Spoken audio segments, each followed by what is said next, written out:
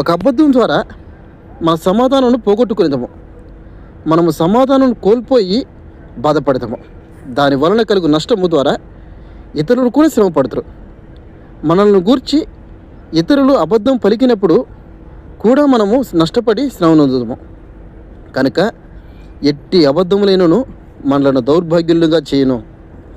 సజీవుడును ప్రేమమూర్తి అయిన దేవుడే అబద్ధములాడు పెదవుల నుండి మోసకరమైన నాలుక నుండి మనలను విడిపించగలడు. మోసకరమైన నాలుక ఆయన నీకేమి చేయును? కీర్తన 123. మన నాలుకను స్వాధీనపరుచుకొని దానిని జయించుట మనకెంతో కష్టము. ఒక చిన్న మాటకే మనము కోపం వచ్చును. ఇక మన నాలుక స్వాధీనంలో ఉండదు. ఏ మానవ శక్తియు దాన్ని సాధుపరచలేదు. అనేక సార్లు ఇతరుల మనసు నొప్పించే మాటలు మాట్లాడతాము. ఒకప్పుడు మనలను ప్రేమించు ప్రియ స్నేహితులను కూడా మాటలచే నొప్పించేదాము. వారిని నొప్పించుట మనకిష్టం లేదన్న మాట నిజమే, కానీ ఎన్నోసార్లు తప్పిపోవచ్చున్నాము. దేవుని శక్తి మాత్రమే మన నాలుకను స్వాధీనపరచగలదు. యాకోబు 3వ అధ్యాయము 1 నుండి 15 వచనముల వరకు చదువుడే.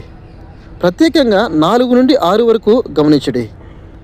ఓడలోని చుక్కాని ఎంతో చిన్నదైనను నావికుడు ఆ చుక్కానిని తన స్వాధీనంలో ఉంచుకొని దాని ద్వారా ఆ ఓడను నడిపించును. మన నాలుకను దేవుని ఆధీనంలోనికి తీసుకుని రావలను. అప్పుడే అక్కరలో ఉన్న ప్రజలకు మనము సహాయపడగలము. మనం పొరపాటు చేసినప్పుడు నిజమైన దీనత్వంతో క్షమాపణ కోరగలము. మన నాలుకను దేవుని వశము చేయకపోయినట్లయినచో అబద్ధములు, ఈర్ష్య, ద్వేషము, కోపంతో కూడిన మాటలే మన నోటి నుండి వెలువడను. దాని ద్వారా అనేక జీవితములలో నష్టములు కలిగించదము. అటు పిమ్మట చేసిన పనికే విచారించి క్షమాపణ కోరుకుంటా కష్టమగను. కలహించిన ఇరుపక్షంలో వారిని సమాధానపరచుటకు ఒక్కొక్కప్పుడు అనేక రాత్రులు పట్టును. వారు చేసిన పని వారు గ్రహించినప్పటికీ ఎదుటి వారిని క్షమాపణ అడుగుటకు ఒప్పుకొనరు. వారి విషయంలో తప్పిపోయారని ఒప్పుకుందరు, కానీ క్షమాపణ కోరుట వారి వలన కాదు. క్షమాపణ అడుగుట అసాధ్యమైన విషయము. కనుకనే దావీదు శ్రమలో యెహోవాకు మొరపెట్టెను. ఇతరులతో పాటు తాను కూడా నాలుగుతో పలికిన ద్వేషపూరితమైన మాటలు, కోపోద్రేకంతో మాట్లాడిన మాటలు జ్ఞాపకం చేసుకున్నాడు.